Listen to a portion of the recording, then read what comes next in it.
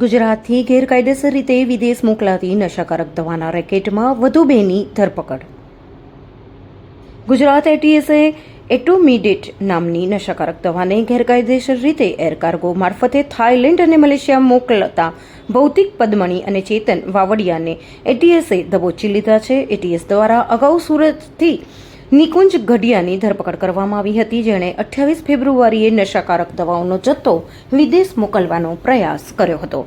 તપાસમાં સામે આવ્યું છે કે આ ગેંગ અલગ અલગ ડમી ફર્મ બનાવીને દવાઓને મિસલેબલ કરીને વિદેશના દેશોમાં મોકલતી હતી. 7 માર્ચે નિકુંજની ધરપકડ બાદ પોલીસને મળેલી કડીઓ પરથી ભૌતિક અને ચેતનની સંડોવણી બહાર આવી હતી. સૌથી ચોંકાવનારી વાત એ છે કે એટોમિડેટ ડ્રગની હજુ સુધી શેડ્યુલ એચ કેટેગરીમાં સામેલ કરવા માટે ડ્રાફ્ટ નોટિફિકેશન બહાર પડાયું છે, પરંતુ એ સત્તાવાર રીતે શેડ્યુલમાં ન હોવાથી આરોપીઓ તેનો જથ્થો ઓન પેપર સરળતાથી ખરીદી લેતા હતા. આ કાયદાકીય છટકબારીનો લાભ લઈને તેઓ નશાકારક દવાઓને આંતરરાષ્ટ્રીય માર્કેટમાં સપ્લાય કરતા હતા. એટીએસ હવે આ ગેંગના અન્ય સભ્યો અને આ દવાઓ ક્યાં મેન્યુફેક્ચરિંગ યુનિટમાંથી ખરીદવામાં આવતી હતી તેની તપાસ કરી રહી છે. વિદેશમાં બેઠેલા મુખ્ય સૂત્રધારો સુધી પહોંચવા માટે પોલીસે હવે સાયબર અને આંતરરાષ્ટ્રીય એજન્સીઓની મદદ લીધી છે.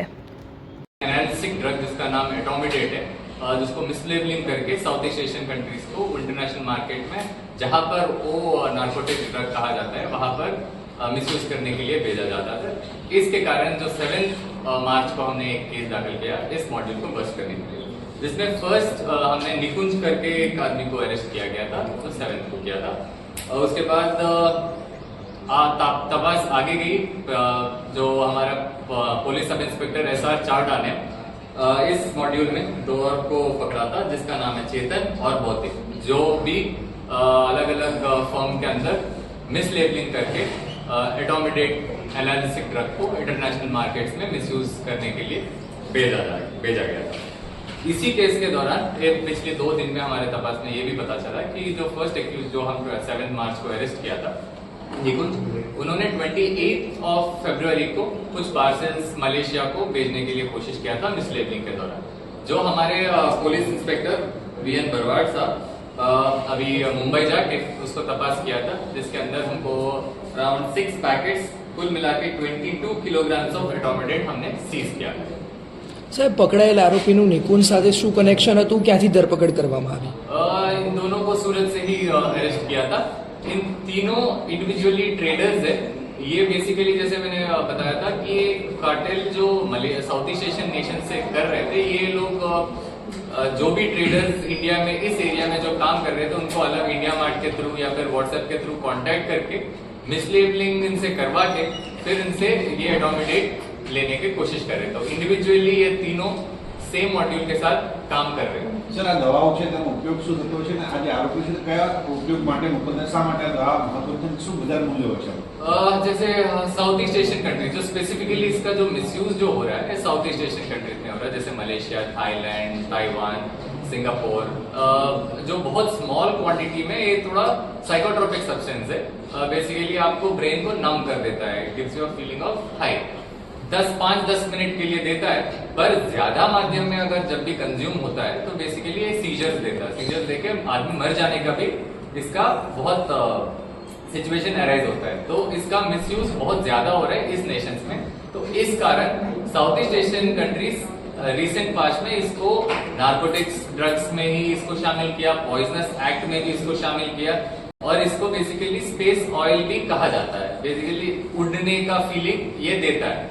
तो उस हिसाब से ये बेसिकली बहुत पोटेंट साइकोट्रोपिक सब्सटेंस है. ये बहुत ही कंट्रोल्ड ड्रग जैसा यूज करते हैं. इन इंडिया अभी इसको शेड्यूल एच ड्रग के तरफ करने के लिए ड्राफ्ट नोटिफिकेशन के कामगिरी चल रहा है. तो यहाँ पर ये एनेस्थेटिक के माध्यम पे अभी हाल यूज हो रहा है इंडिया. સર, આ જે દવાનો જથ્થો છે આરોપી ક્યાંથી લાવતા હતા, કોની પાસેથી લાવતા હતા કે પહોંચ મળી શકે? जैसे मैंने बोला था, वो बेसिकली हमारे तपास में ये कहाँ से खरीदा वो सारा के तपास हम कर रहे हैं.